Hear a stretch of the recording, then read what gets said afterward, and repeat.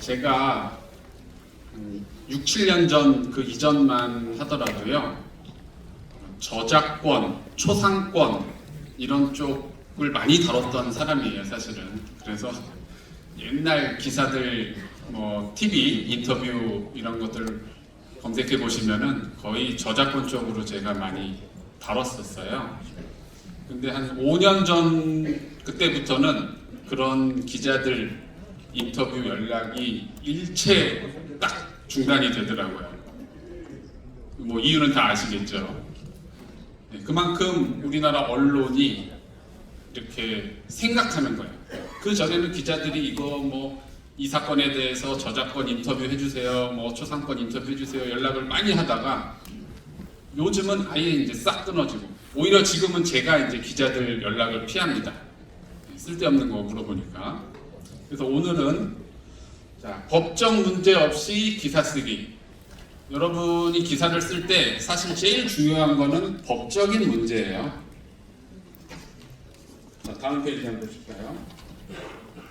네, 기자라는 거는 뭡니까? 신문, 잡지, 방송에 실을 기사를 취재해서 쓰거나 편집하는 사람을 기자라고 하고요. 106세 철학자 김영석 교수는 기사에 대해서 이렇게 말합니다. 기자는 사실을 진실로 보도하는 사람이다. 사실을 보도하는데 거기에 진실의 옷을 입혀서 보도를 하자는 의미겠죠. 즉 그거는 진실한 마음으로 사실을 보도하라는 뜻이에요. 근데 요즘 기사는 어떻습니까? 사실은 사실인데 여기에다가 거짓의 옷을 입혀서 보도를 하죠. 그럼 사람들은 그 사실을 보는 게 아니라 거기에 입혀진 거짓의 옷을 보게 되는 거죠. 아니면 아예 사실 자체를 보도를 안 해버립니다. 아예 처음부터 그냥 허위 사실 보도를 해버려요. 그런데 그냥 허위 사실이라고 하면 안 되니까 익명의 취재원에 따르면 이렇게 해가지고 내가 제보 받았다. 그러면 그렇게 해도 돼요, 안 돼요? 안 됩니다. 그거 소송 걸리면 그거 취재원이 어딘지 법원에서 밝혀야 돼요. 근데 그게 없으면 못 밝히죠? 그럼 다 지는 거예요. 최근에 그런 사례들도 많이 있어요. 여러분 아시는 유명 저쪽 유튜브라든가 정치인들조차도 심지어는 제보를 받았다 하면서 하고 싶은 말을 막 해요. 근데 그 제보가 뭔지는 국민들은 모르죠. 자, 그래서 오늘 저는 세 가지 분야에서 크게 말씀을 드릴 겁니다. 저작권, 초상권, 그리고 허위 사실에 의한 명예훼손. 이 세 가지가 여러분 기사 쓰는데 가장 중요한 분야예요. 그래서 이제 특히 사례 중심으로, 사건 중심으로 설명을 드리도록 하겠습니다. 네, 다음 보시죠. 먼저 저작권 설명드릴게요. 여러분 저작물이 뭘까요? 저작물. 창작한 걸. 저작물. 저작권법에 의하면 창작한 걸. 저작물은 인간의 사상 또는 감정을 표현한 창작물이라고 합니다. 그 예만 보시면 돼요. 저작물의 예도 역시 저작권법에 나와 있는데 문학작품, 음악, 연극, 미술, 건축, 사진, 영상, 컴퓨터 프로그램 이런 것들이 대표적인 저작물이죠. 근데 기사 쓸 때 이제 문제되는 저작물은 제가 보니까 사진, 영상, 미술 이런 것들이 돼요.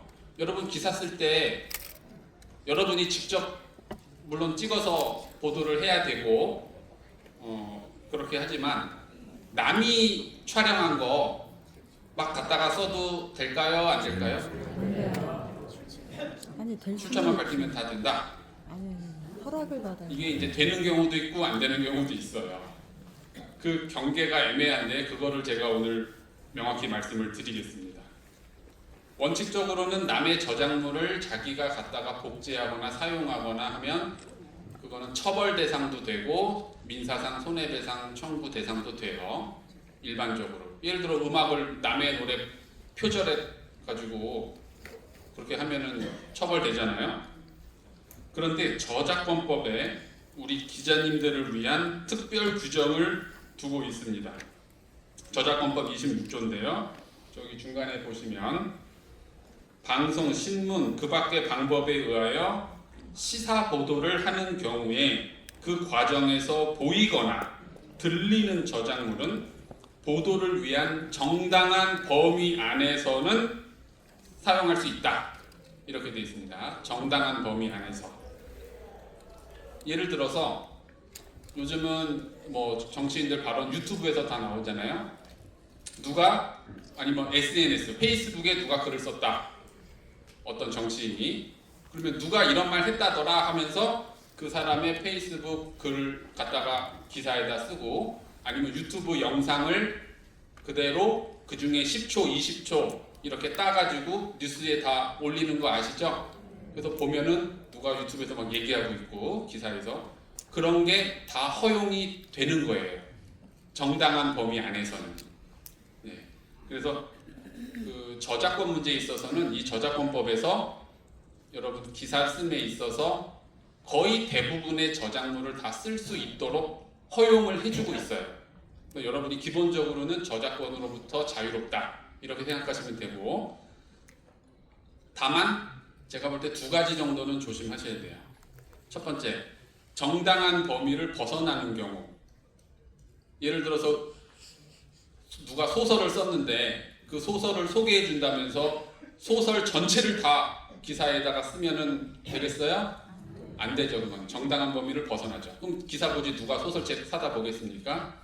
그런 측면이 있기 때문에 정당한 범위를 벗어나지는 말 것. 영화 소개해 준다면서 영화를 다 실어버리면 안 되잖아요. 자, 그리고 뭐 그 정도는 뭐 당연히 여러분 아실 텐데, 자 다음 보세요. 이제 이런 부분이 있어요. 제가 어제 기사를 좀 보다가 기사 사진에 이제 저런 사진들이 사용되는 거 여러분 보신 적 있으시죠? 그러면은 그럼 나도 저 사진 갖다가 써야 되겠다. 그러면 될까요? 안 될까요? 저 사진들 같은 경우는 특정 사진이나 이미지를 제작하는 회사에서 영리 목적으로 판매하기 위해서 제작한 사진 이미지들이에요. 그래서 저거는 저 기자가 저걸 쓸 때 아마 저 이미지 회사한테 돈을 주고 쓴 겁니다. 저거는. 그렇기 때문에 저건 막 갖다 쓰면 안 돼요.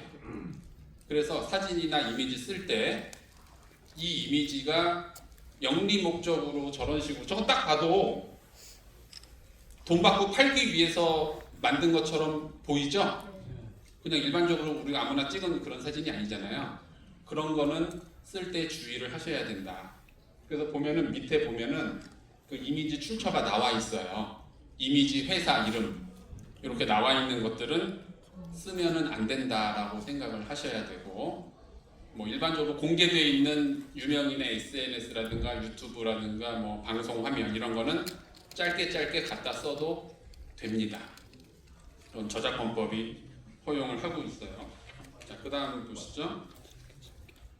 네, 다음 페이지로 넘겨주세요. 자, 그 다음 특수한 저작권들. 글씨 폰트라는 게 있습니다. 폰트는 글씨체들 있죠? 인터넷으로 아니면 워드 프로그램 쓸 때 글씨체 여러분들이 아무거나 막 갖다 쓰시면 안 되고요. 아마 그 언론사 회사에서 공식적으로 허용하는 글씨체가 있을 거예요. 그걸 확인하셔서 그것만 쓰셔야지 여러분이 아무거나 폰트를 인터넷 같은 데서 다운받아 쓰시면은 그게 또 저작권에 걸릴 수가 있어요. 그거 주의를 하시고, 그 다음에 홈페이지 링크, 예를 들어 다른 어떤 홈페이지 사이트를 기사에다가 인용하시는 거, 그거는 저작권 침해가 아니기 때문에 자유롭게 하셔도 된다라는 말씀을 드리겠습니다. 설령 그 인터넷 링크에 들어갔을 때 타인의 저작물이 거기에 게시가 되어 있는 거라 하더라도 인터넷 링크는 허용된다. 이렇게 생각을 하시고요. 자, 그래서 그 다음 이제 넘어가 볼까요? 네, 초상권, 저작권은 일단 이 정도로 정리를 해두시고요. 원칙적으로 정당한 범위 내에서 허용된다. 이렇게 알고 계시고 영리를 목적으로 별도로 제작한 사진 이미지만 주의하자. 이렇게 알고 계시면 돼요. 저작권은. 자, 다음 이제 초상권 문제가 있습니다. 초상권은 뭐 여러분 다 아시죠? 타인의 얼굴을 찍거나 아니면 그림 그리는 것도 초상권 침해입니다. 그림 그리는 것도.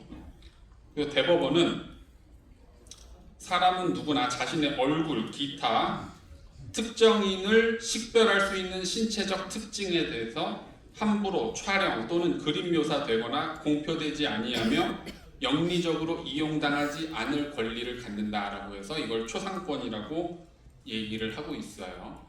그러니까 다른 사람의 얼굴을 기사에 쓸 때는 원칙적으로 어떻게 해야 돼요? 그 사람의 허락을 받아야 돼요. 동의를 받아서 해야 됩니다. 그런데 동의를 안 받아도 되는 경우들이 있어요. 대부분 공인들, 유명 정치인들이나 연예인들 아니면 스포츠 스타 이런 사람들은 기자들이 허락받고 찍지 않아요. 그냥 막 찍어서 올립니다. 그래도 초상권 침해가 아니에요. 그거는 공적 관심 대상이니까. 다만 공인이 아닌 사람들, 사임, 일반 사람들 이런 분들은 조심해야 돼요. 이런 분들 특히 문제되는 경우가 뭐 예전에 날씨 보도할 때 보면은 막 사람들 아무나 막 찍어요. 기자들이 비 오는데 우산 쓰고 가는 사람들 다 찍고 그거 사실 다 초상권 침해예요. 그분들이 책임을 안 물어서 그런 거지 사실은 다 그거 침해라고 봐야 돼요. 근데 일반인들은 그렇게 찍어도 법적으로 잘 걸리질 않아요. 왜? 본인이 거기에 나왔다는 것 자체를 대부분 몰라요. 다 모르고 넘어가기 때문에 문제가 안 되는 거예요. 특히 더 문제가 안 되는 경우는 외국인인 경우. 우리나라 관광객들 외국인 막 찍어서 보내면 그거는 더더욱 법적인 문제가 안 모르죠. 그 사람들 자기 나라로 가버리면 거의 문제가 안 돼요. 이거를 악용하지는 마시고요. 자, 근데 공인이라 하더라도 사적인 사생활의 영역에서는 초상권 침해가 된다라는 판례를 소개해 드릴게요. 다음 페이지요. 네. 여러분 다 아시는 그 신세계 정모 회장은 예전 14년 전에 상견례를 했어요. 결혼을 하기 위해서. 근데 어떤 연예 전문 매체에서 그 상견례장을 몰래 찍은 거예요. 몰래 찍고 녹음도 하고. 그래서 그거를 특종이라고 보도를 한 거예요. 그러니까 이 매체는 그게 불법인 거를 몰라서 그랬을까요? 다 알아요. 알면서도 그냥 뒷감당은 그때 가서 하기로 하고 일단은 보도를 해버리는 거죠. 근데 상견례 자리라는 거는 공적인 자리가 아니죠. 아주 지극히 사적인 사생활의 영역에 해당하는 거. 그걸 국민들이 알아야 됩니까? 사생활의 그 상견례장에 나와 있는 사진이라든가 상견례장에서 주고받는 대화를 국민들이 꼭 알 권리가 있다고 보긴 어렵죠. 그래서 그거는 소송을 걸어가지고 위자료가 인정이 됐어요. 얼마 인정됐을 것 같아요? 1억? 이분은 돈이 많으니까 20억? 1,000만 원 인정이 됐어요. 1,000만 원. 위자료도 1,000만 원. 아마 그 상대방 측에서 500만 원에서 총 1,500만 원으로 확정이 된 걸로 알고 있습니다. 그러니까 우리나라 위자료가 굉장히 짜요. 생각보다 너무 짭니다. 1,000만 원 받으려고 이분 소송하겠어요? 변호사비가 몇십 배는 더 들겠죠.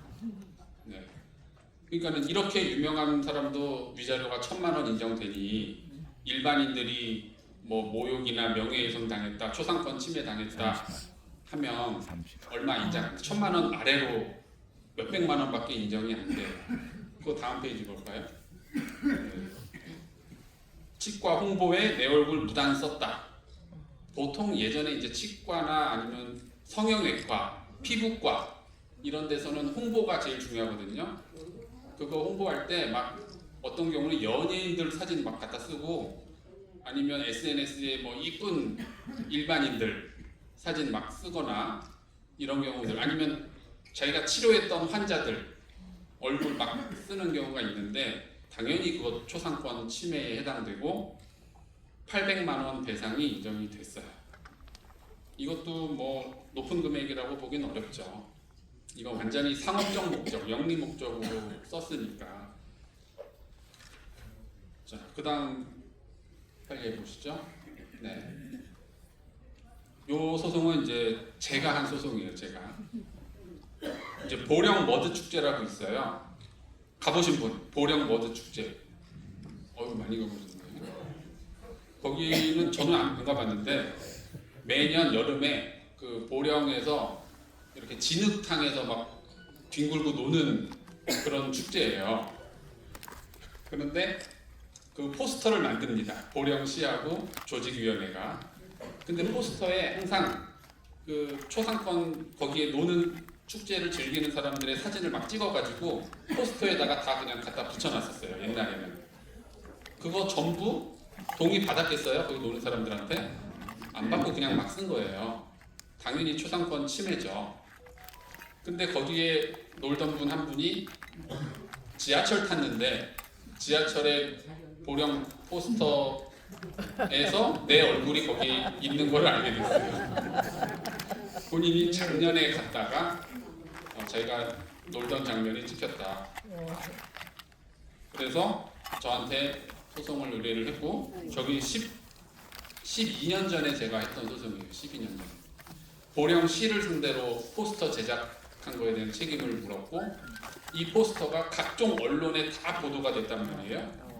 그래서 그 언론사들 상대로도 전부 다 소송을 했어요.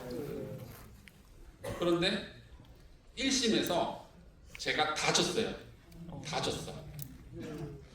그래서 항소를 했는데 보령시를 상대로는 뒤집어서 이겼습니다. 300만 원을 인정을 받았어요. 그런데 언론사를 상대로는 다 졌습니다. 2심에서도. 왜냐하면 언론사는 저 보령시가 공개한 포스터를 갖다가 그냥 쓴 거기 때문에 그 보령시가 공개한 포스터에 초상권 침해하는 사진이 있는지 여부까지 다 확인할 의무가 있다고 보긴 어렵다는 이유로 언론사 상대로는 졌어요. 그러니까 언론에서도 그런 부분을 좀 고려를 하시면 될 것 같아요. 자, 그 다음 페이지 볼까요? 자, 지금 포스터 2개 있는데 왼쪽에 있는 포스터가 그 문제되는 침해 포스터예요. 저게 2013년 포스터인데 저 때는 보면은 그냥 사진 막 갖다 썼거든요. 제가 모자이크한 겁니다. 저 모자이크는 원래는 사람 얼굴 다 있어요. 저 중에 소송을 의뢰한 사람은 누굴 것 같아요? 여자분 가운데 있는 여자분 손 뻗은 사람들 아니고요. 맨 아래에 있는 사람들 중에 한 명이에요. 맨 아래. 참고로 저기 누워 있는 사람은 아닙니다. 그 다른 사람 중 한 명이 이제 제일 수많은 사람 아주 조그맣게 나왔죠 사실은. 근데 본인은 다 알아봐요. 본인하고 본인 친구들은 다 알아봐요. 친구들. 그래서 저 소송이 이제 끝난 이후로는 보령시에서 머드 축제 포스터 만들 때 사람 사진을 쓰지 않습니다. 전혀 쓰지 않고 오른쪽 보시면 저게 올해 작년 축제인데 이제 다 그림으로 바뀌었죠. 근데 이제 사람 사진을 써야 예전에는 사진뿐 아니라 거의 뭐 옷도 절반은 벗고 있는 막 그런 사진 갖다 썼어요. 그런 게 홍보 효과로는 당연히 월등하겠죠. 저렇게 그림으로 그리는 것보다는. 그래서 기사 쓸 때도 여러분들도 그런 유혹을 많이 받으실 거란 말이에요. 사람 얼굴을 쓰고 싶은 유혹. 네. 자, 초상권은 이 정도로 넘어가고요. 자, 마지막 이제 명예훼손 부분으로 하겠습니다. 이게 사실은 제일 중요해요. 허위 사실을 기사에다 쓰면 명예훼손으로 형사 처벌도 되고 위자료 손해배상도 물어야 됩니다. 명예훼손은 심각한 경우에는 감옥도 가는 경우가 있어요. 명예훼손으로. 예전에 허경영 씨가 아마 명예훼손으로 감옥까지 갔었습니다. 대부분은 뭐 감옥까지 가는 경우는 없지만 심각하게 쓰면은 간다. 그러면 명예훼손이 되려면은요 사실적시를 해야 돼요. 사실적시. 의견이나 견해를 표명한 거는 명예훼손에 해당하지 않습니다. 그럼 사실과 의견을 구분을 어떻게 할 거냐? 애매하죠. 자, 문재인은 간첩이다. 문재인은 간첩이다. 이게 사실이에요? 사실적시예요? 아니면 의견이에요? 사실이에요.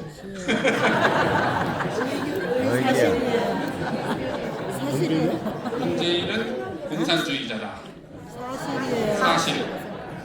이거 전부 다 의견입니다. 네, 의견. 사실적시는 그래서 문재인은 간첩이다. 이게 다 무죄 나왔잖아요. 정광훈 목사님이 문재인 간첩이라고 해서 명예훼손으로 구속 기소가 됐는데 무죄가 나온 이유는 이건 사실이 아니라 의견이다. 의견. 문재인 공산주의자다. 고영주 변호사님도 무죄 나왔죠. 그게 의견이기 때문에. 문재인은 나쁜 놈이다. 그건 이런 게 이제 의견이고요. 사실은 그러니까 그게 썩는 거지. 쉽게 말해서 누가 언제 뭐 했다.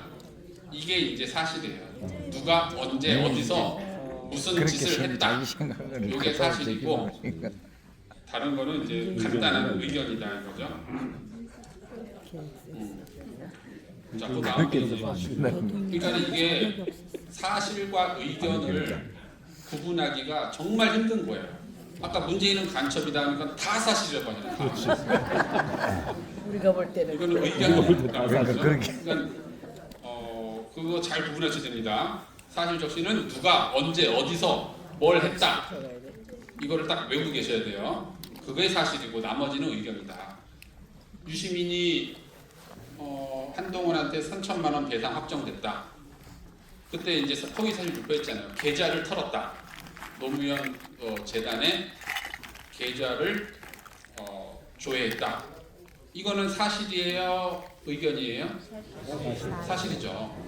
누가 언제 뭘 했다가 딱 나오잖아요. 네.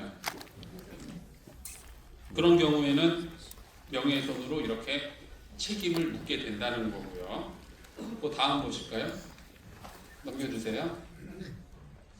네, 자료 넘겨주시겠습니까? 그래서 정정보도 책임을 또 지게 됩니다. 허위 사실을 유포하신 경우에는. 자, 최근에 이제 한겨레 신문 상대로 정정보도에서 승소했던 사례, 이것도 제가 대리해서 승소했던 사례를 하나 소개를 해드리고 마치려고 하는데요. 이런 보도를 했습니다.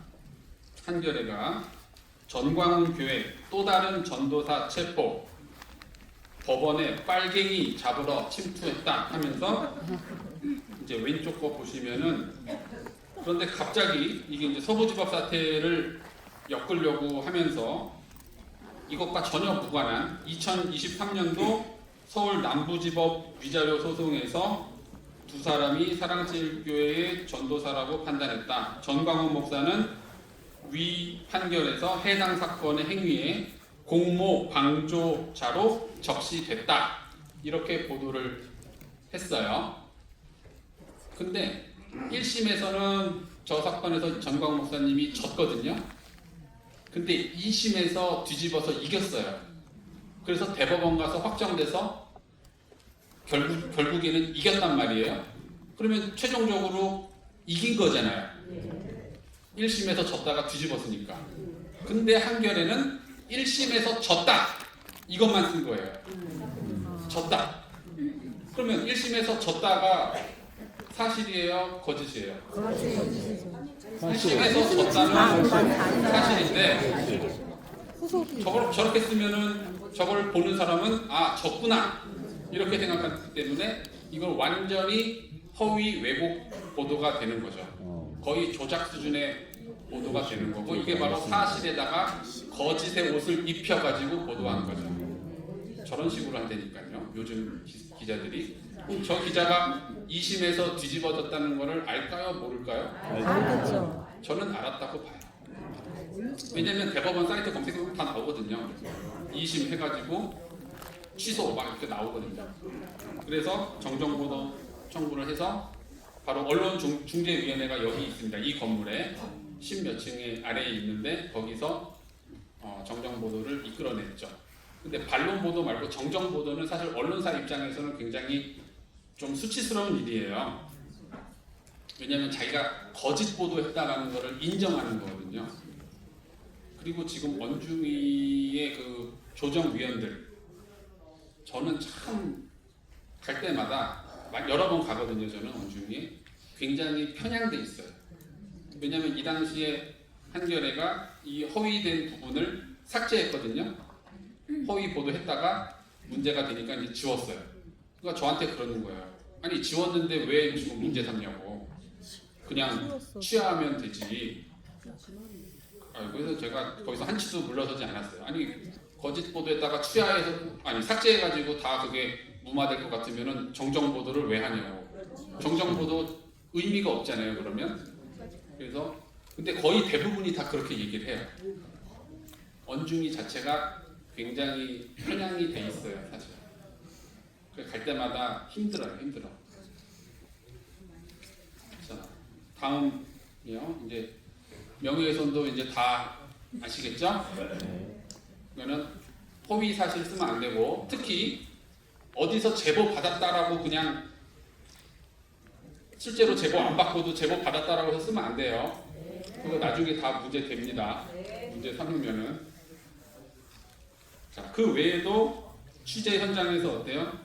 타인과 물리적 충돌이 있다거나 아까 말씀하신 대로 대통령실에서도 MBC 거부했잖아요. 예전에 MBC는 들어오지 마라. 그러면 못 들어가는 거예요. 여러분도 어디 갔는데 막으면 싸우지 마시라는 얘기예요. 굳이 거기서 몸싸움 해봤자 결국에는 다 손해입니다. 싸우지 마시고 소리 지르지 마시고 소리만 질러도 그게 업무방해죄 됩니다. 그러니까 소리도 지르지 마시고 욕도 하지 마시고 그리고 이제 건조물 침입 부분 남의 건물에 몰래 잠입해서 하면 그거 어떻게 됩니까? 건조물 침입죄에 해당될 가능성은 높아요. 몰래 들어가면. 근데 요즘 기자들 보세요. 저게 취재하는 겁니까? 예전에 촛불 때 최서원 씨 검찰 출석한다고 저렇게 운집해가지고 거의 뭐 사람 잡을 듯이 저렇게 하던 기자들이 지금은 저렇게 하고 있는 거예요. 권력 앞에서는 아니면 특정 자기가 지지하는 사람들 앞에서는 질문한다고 팔짝 뻗었다가 안 하고 가면 그냥 싹 내려요. 질문 자체를 못해요. 그냥 안 하는 건지 못 하는 건지. 저렇게 기자가 편향되면 안 된다는 거죠. 기자들의 패기와 용기와 정의와 사명감, 직업의식이 지금은 다 내팽개치고 말았다는 것이죠. 자, 마지막 그 다음이요. 네. 결론. 자, 사실을 있는 그대로 보도하고 타인의 권리를 침해하지 않는다는 원칙을 갖고 있으면 자유롭게 취재나 보도를 해도 법적인 문제가 안 생깁니다. 문제가 생길 때는 항상 어떤 방향성을 본인이 갖고, 즉 본인이 결론을 이미 내놓고 기사를 거기에다가 짜 맞춰 나가려고 할 때 문제가 생겨요. 의도와 방향성이 있을 때 그냥 사실 그대로 본인이 원치 않는 결과나 사실이라 하더라도 그대로 보도를 해야 됩니다. 그리고 남의 보도만 또 뺏기지 마시고 유명인들 SNS 갖다가 보도하지 마시고, 물론 그것도 해야 될 때는 해야 되지만 직접 본인이 현장에 가서 본인이 직접 촬영도 하시고 인터뷰도 하시고 또 취재도 직접 발로 뛰어야 법적인 문제도 안 생기고 또 여러분의 기사가 하나의 기사로서 가치를 인정받을 수 있다는 것이고요. 하나의 기사가 이 나라의 운명을 바꿀 수도 있습니다.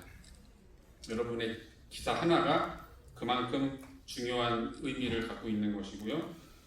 마지막으로 우리 국민 기자단이 대한민국의 진실을 밝혀주고 그동안의 잘못된 언론 보도들의 거짓을 바로잡는 역할을 해주시기를 진심으로 바라고 기대합니다. 네, 이상으로 제 강연 마치겠습니다.